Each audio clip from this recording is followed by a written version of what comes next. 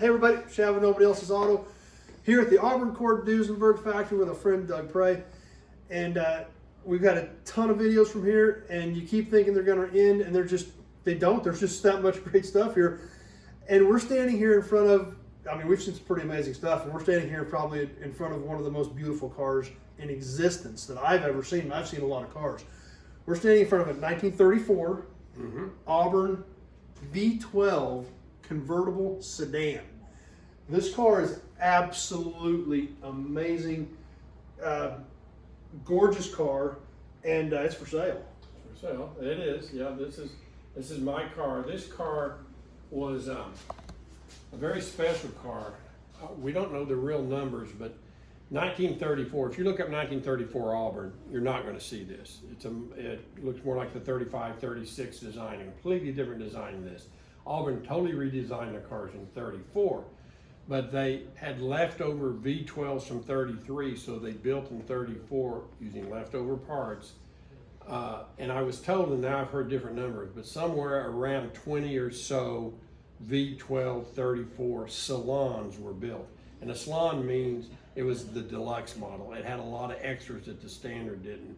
And all the 34 V12s were all Salons, and they were the most expensive cars that Auburn ever sold. This would be just a step below a Duesenberg, but not near the price of a Duesenberg.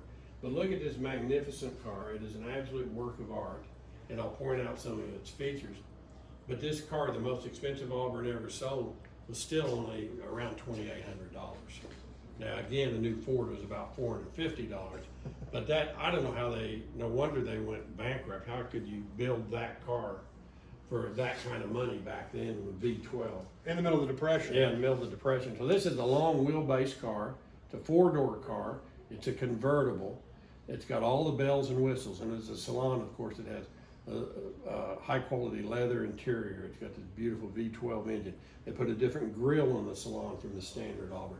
They put different headlights that are curved instead of flat, and they're covered in silver leaf, like gold leaf, except it's silver. They put a different bumper on them. They call it a bow tie bumper. Totally different shape, but just a beautiful design. Oh, it's amazing. There's no reason for that other than just design. Oh yeah, it's just to be beautiful is the only reason to do that. And so this car, then everything they had was like double white walls on the inside. You don't ever see that, but they did it then because that was the deluxe car.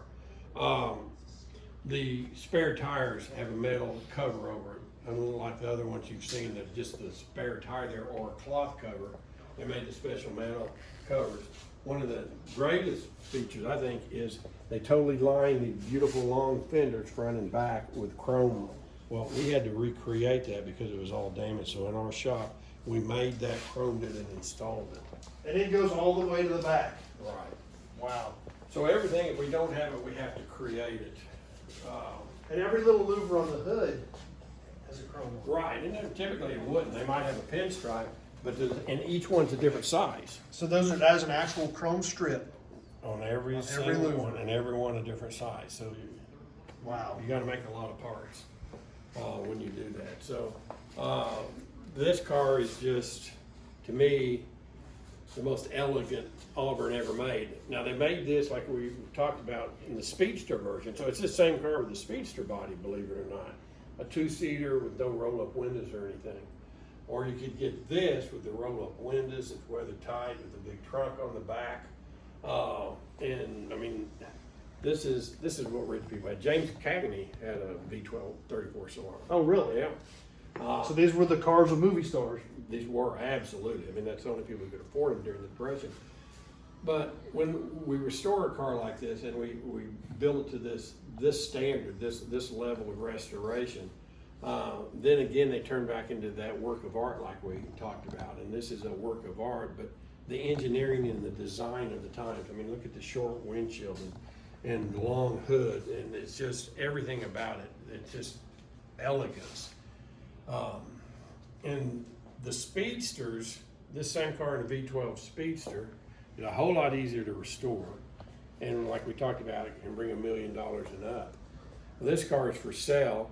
It's much more complex than a Speedster with the four doors, and I know fitting the doors and all this incredibly complex top mechanism It takes twice the hours to do this as a speedster, and this car is, you know, I've got it for sale, and I've got a price a little over $400,000, and there's been 2 or 3 of them that sold close to the $500,000 mark, but compared to paying $1 million for a speedster and you get twice the car, this is a lot of car for the money, and it's a car that will always hold its value.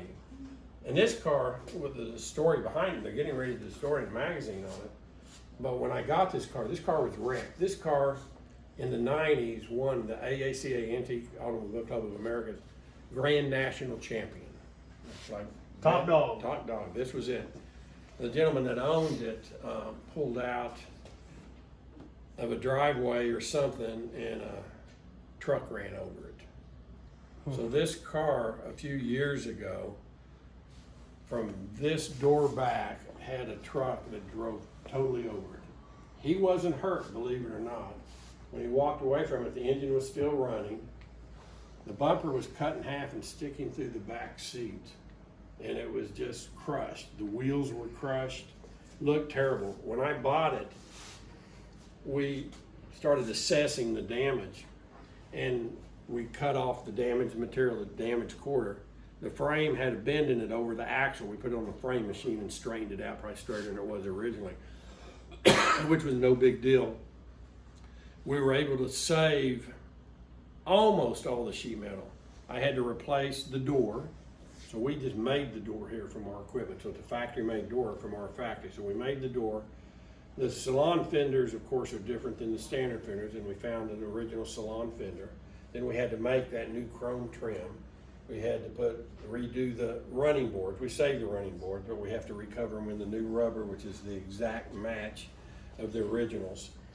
I pulled the 2 spares off and put them on so we'd have wheels and tires. And the hubs weren't damaged, so we got new hubs and had them respoked. So as bad as the car seemed to be, because of course it'd been hit, we saved most of it.